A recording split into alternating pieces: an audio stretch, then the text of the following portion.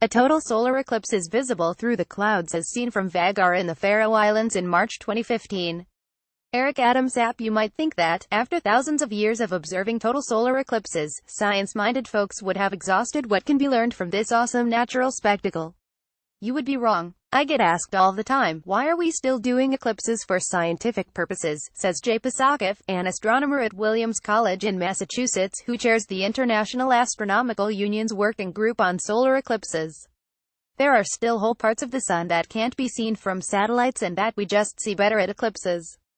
That's why, later this month, many astronomers and citizen scientist volunteers will gaze up toward the sun and join a long line of eclipse scholars that includes Plutarch, the Babylonians, ancient imperial astronomers in China, and even Thomas Edison. One focus of attention will be the sun's outer atmosphere, called the corona, which is revealed when the moon slips in front of the sun and blocks its blinding light. The corona gets its name from the fact that it looks like a glowing ring, or crown.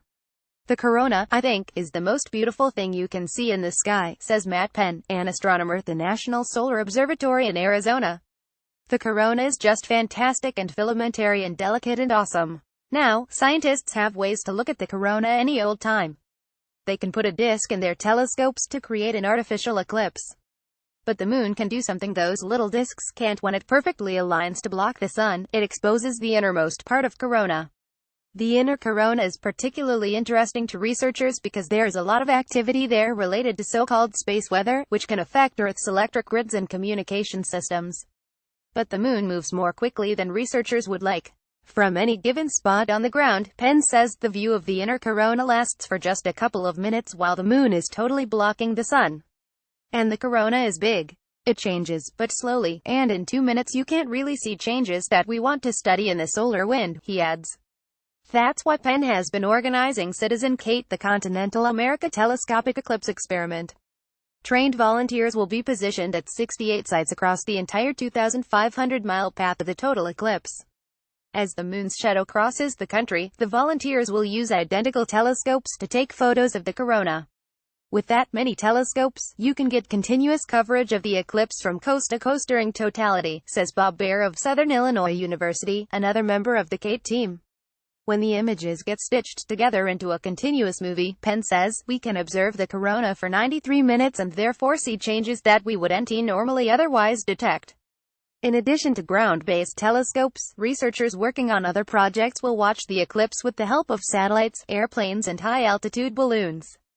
Montana State University Eclipse Ballooning Project team members from Left Garrett Hilton, Catherine Lee, Burke Knighton and Michaela Maraney prepare to launch a high-altitude balloon during a test flight on June 22 near Rexburg, Idaho.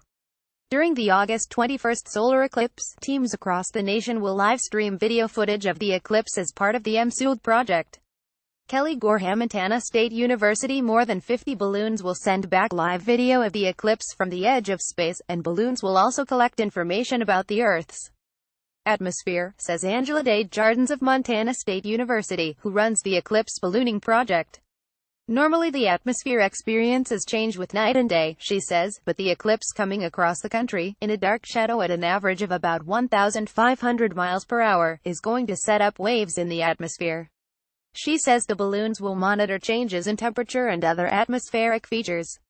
Scientists are also taking this opportunity to send up some harmless, but hardy, bacteria. It turns out that high altitude, where the balloons are going to be, is an analogy in temperature and pressure to the surface of Mars, Desjardins says.